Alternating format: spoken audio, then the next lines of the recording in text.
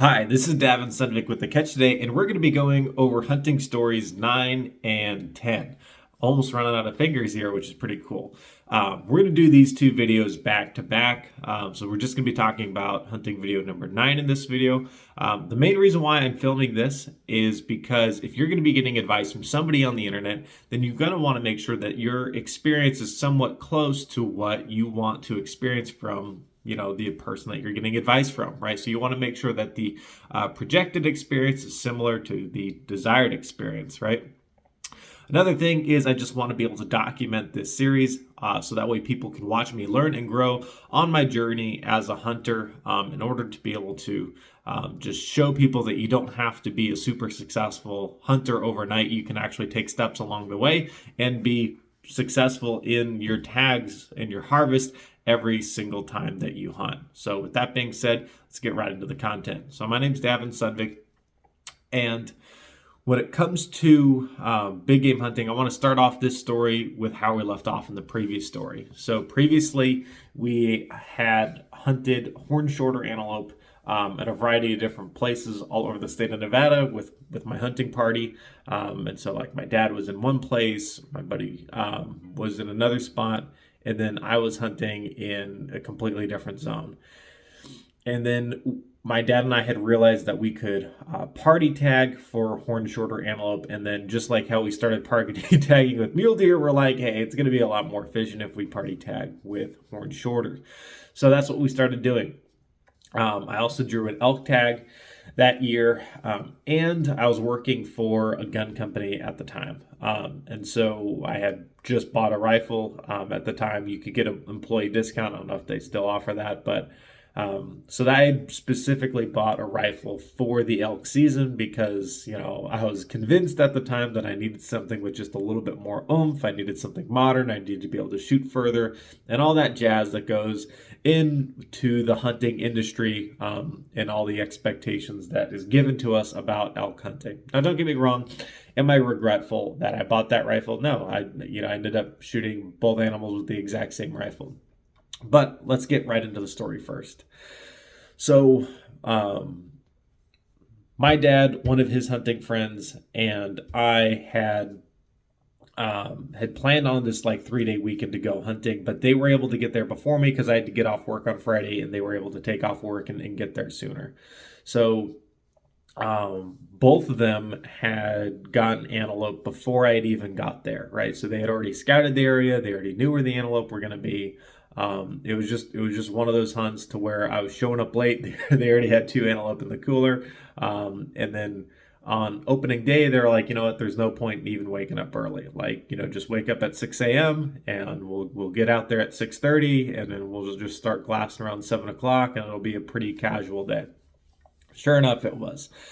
We found this area where the antelope were crossing this fence line, right? And they were crossing where there was this break in the fence. I had some opportunities. There was a horns longer buck that walked right past me, so not legal for me to take. So we had eventually found this herd of does that were walking across the landscape. They were going to attempt to try to cross this dirt road that we were already on. And so we had gone down the dirt road a ways to kind of cut them off. And sure enough, they had seen us, right? And this was my first experience with antelope, to see that there are times where they're actually very, very determined creatures. And they will know that you're there, and I don't want to say not be threatened by you, but they will know that you're there, and there is something that they want to get to so bad that they're going to try to find a way around you. And in this time, you can sometimes set up a shot opportunity. So we were straight up caught. They saw us. They knew exactly where we were. But I was able to find an area in order to rest my rifle on. I have a bipod on my 30-06, and this is a 125-yard shot. I just sighted in the rifle. And at the time, I was living in Reno, so this rifle was sighted in at the exact same elevation and temperatures that I was going to be hunting at. Took the shot, and it went flawlessly. So that was my first experience with this rifle. I was super pleased. The antelope ran about 30 yards. We had to find a blood trail, and then we eventually found it in the sticks there. So when it comes to antelope hunting, something that you'll have to realize is they are much smaller than you expect.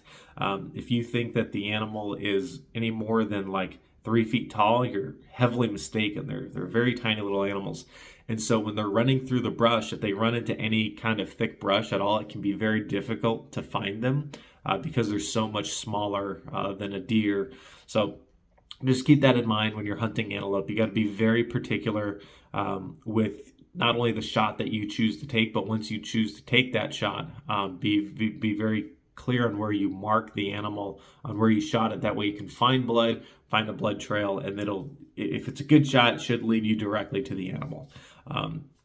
I've tracked down multiple big game animals that were either fatally wounded or non-fatally wounded in my hunting experience, and I can tell you for certain that antelope can be one of those harder animals to find. I think if you remember my horns longer video that I made quite a while back, that yeah, like they can be a challenge. Like I didn't even see my horns longer antelope on the ground until I accidentally kicked it. Pretty softly, obviously, because I'm just walking through the brush. But yeah. So anyway, not all hunting trips are just like this grueling process, right? Like sometimes you just get lucky. Sometimes your friends do the work for you.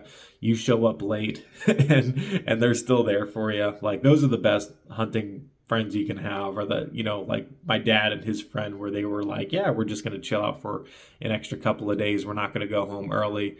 But yeah, and obviously, between family and then like a really close family friend, they're going to do that for you. But you want to be selective with the people that you take out into the field.